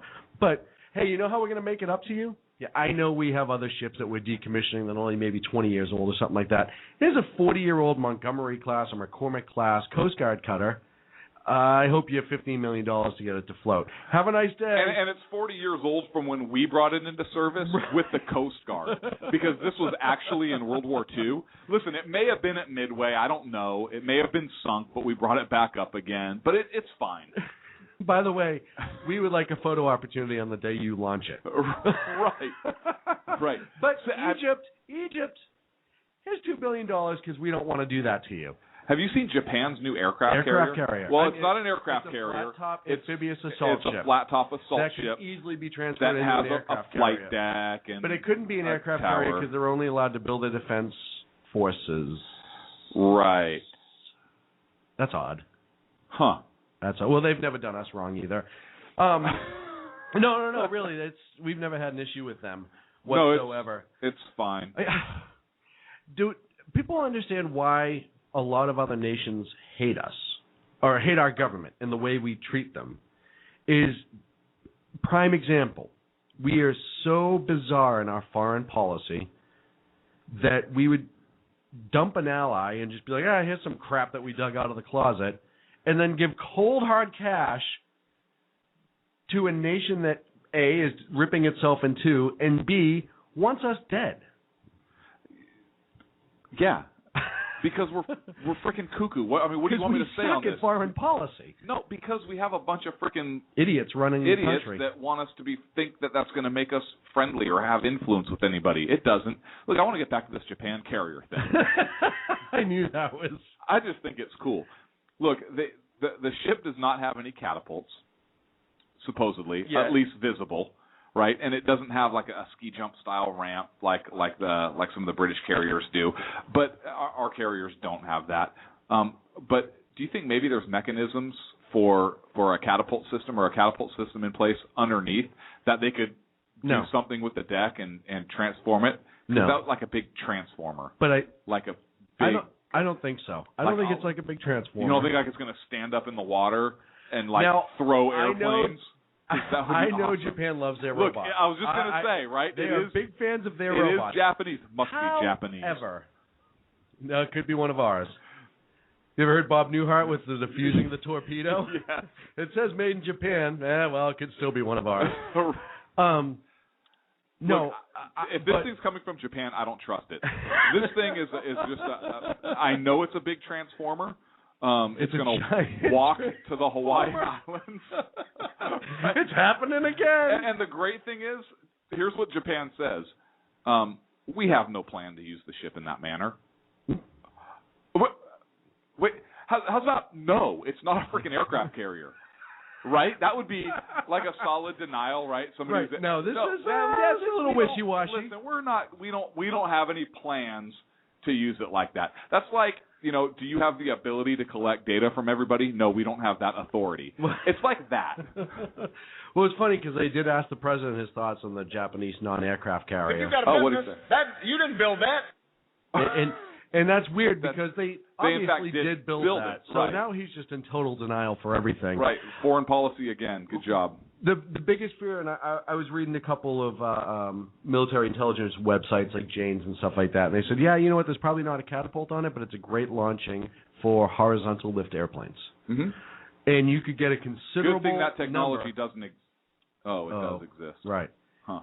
So it'd be interesting to see if in the next, couple of years, Japan tries to get in on maybe the Joint Strike Fighter that is going to be vertical takeoff. I think it's the F-35 or something like that. You never know. You absolutely never know. It's Japan.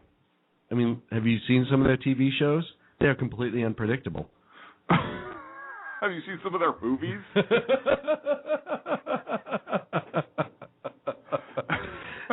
But hey, you know what? I'm sure on a different note, I'm sure they have nothing Germany but the best unveiled a intentions. new battleship. It was called the Bismarck, and Bismarck II. The flag is red flag with a white circle.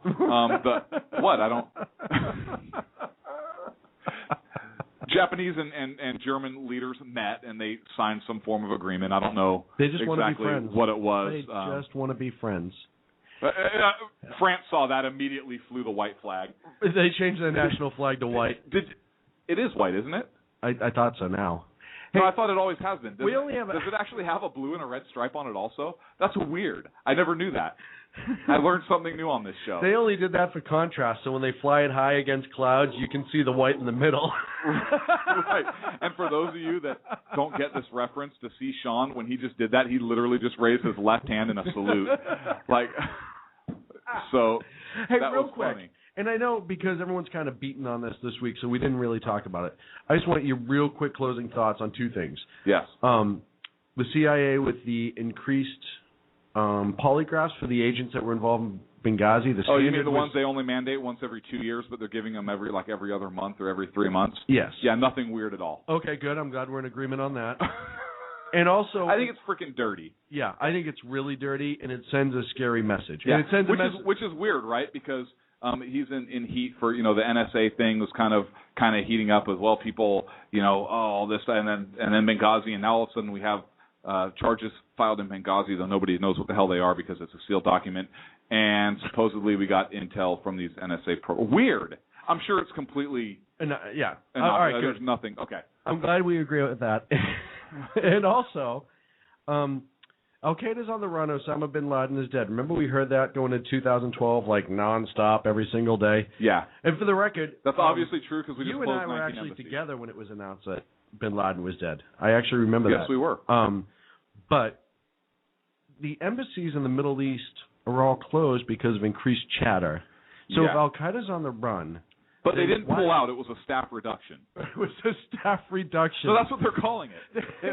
Right? It looked like a carnival leaving town. I saw pictures. They were just trucks of crap that were driving out. Listen, we did not pull out of our embassies. We reduced staff there. What did you reduce staffing levels to? Zero. Okay, isn't that pulling out? We left. No, pulling out is something different. We've seen it in the movies. No, not like that. You guys are sick. We left a janitor named Chuck there. So we didn't completely pull out. Right, but Chuck is a local anyways, so he's not really one of he's ours. In a safe house, right. And we've given him 3 days' worth of air and food, so we think he's fine. He's in there for 5 days. We told him to breathe. To reiterate the point that you brought up earlier, if we're not afraid of them, why did we not just staff it up with Marines and say, hey, you know what? They're on the run. We have this increased activity. We're going to be more vigilant like we should have done, and we've learned with Benghazi, and we didn't do, but we probably should have. This was, and again, it's an insight into this administration that they turn tail and run on the few times that they should be standing their ground.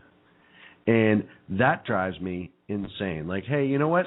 You guys think you really want to try to pull something off? Fine. We're going to start throwing 1,000 Marines in each one of these things. Do you remember the Black Hawk Down incident? Absolutely. In Somalia? Yes. And after that incident, what did Clinton do? Yeah. He turned tail and ran. Bounce. And then he shut off. He was so afraid, then he started shutting down all the bases on this side of the country and putting people out of jobs here. So, I mean, that really got to him. We're going to go even further. I know they're not over here, but we have to close our bases because we don't want to upset them. Let's just go. How's that? Yeah. But you know what's awesome about the Marines, besides the fact that they kick ass, okay? They have Rooster just commented on the red stripe on their blue pants, which you have to earn it. It's called the blood stripe. Yeah. If you have a blood stripe on your uniform, you deserve to go protect embassies. And you also deserve a high five wherever you go, no matter what. Pretty much. And a free beer, in my opinion. But this is the example that we give to these Middle East groups. What do you mean, these people? These Middle East Muslim extremist groups. And we've talked about this before. The only thing they understand is power.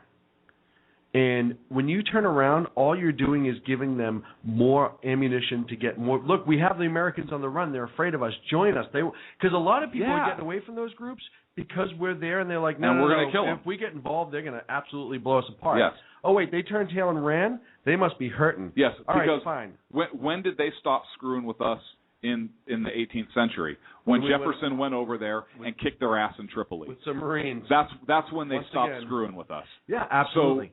So Marines have been kicking ass against against Muslim extremism since the 18th century. We need to do it again. That should be. We need to stop freaking running. They should get a T-shirt that says that. We've been kicking ass against Muslim extremists since the 18th century. Rooster, get on that. Rooster, get on that. Hey, we got to close out the show. My friend, good show. Thank you very much. Excellent show. Thank you so much, Sacco. Excellent job on the board. I want to thank Mary in the chat room. I want to thank Rooster in the chat room also. Sacco, thank you for getting us back on board with the Blog Talk failure.